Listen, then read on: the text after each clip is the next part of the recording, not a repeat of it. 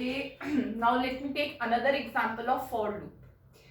I give you a question in which you input a list from the user and you display all its element, having them multiplied by 2, having each element multiplied by 2. That is doubling every element of the list.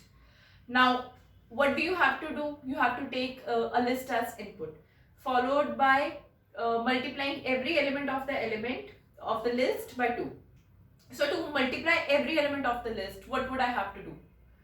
I will have to pick one element, multiplied by 2, then pick another element, multiplied by 2, then third, then fourth, and so on. Now the size of the list could be anything.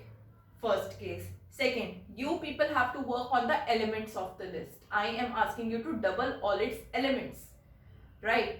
So यहाँ पे the most appropriate loop that you would use will be for loop, because you have to work on the elements. You have to pick every element of a sequence. So as simple as that, you can easily use for loop. So if I have to do this, what code would I write?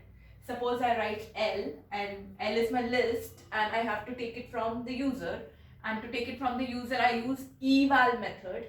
Now I ask eval input enter list. Suppose this is the code that I use. So I tell them to input something, whatever it inputs, I evaluate that. So if the user gives me input in the form of list, say 1, 2, 3, 4 is the input given in this manner only, in the form of list only, the user has to give me, only then it will be evaluated as list. So what do I want? I want it to be printed. My desired output, say DO, my desired output is 2, 4, 6 and 8. This is what I want. So for that, the loop I write is for I in L. Why L? Because I have to work on the element of my list L, whichever list L is, whatever is the list given by the user. Now what do I want? I want to pick every element of L. So I क्या करेगा? As I have explained you, what for loop does is it picks every element. So I will pick the first element of my list. List could be anything. I am taking this as dummy list. Okay, suppose this is the input. So I will become 1. Now you have to multiply it by 2. So, and what do I want? Print whatever element is picked, which is picked in I, and I multiply it by 2. That's it. When I'm using for loop, this is how I do.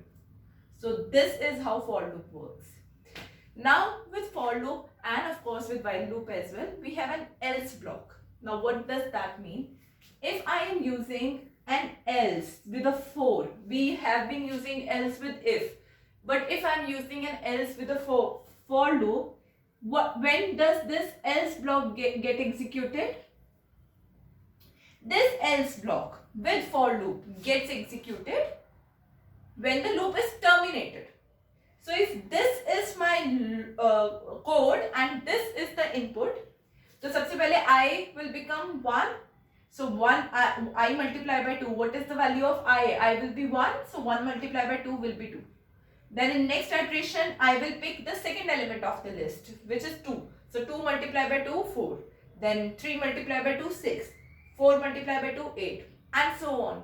So अपने आप it will pick every element and it will keep on doing until all the elements of the list or any sequence are picked. And once it is done, जब I की value 4 हो जाएगी, 8 print हो जाएगा, तो next iteration नहीं है ना, क्योंकि list खत्म हो गई. This was the last element. So that is when my for loop terminates. So when my for loop terminates, the else block will be executed and by would be printed. Alright, so this is how for loop works.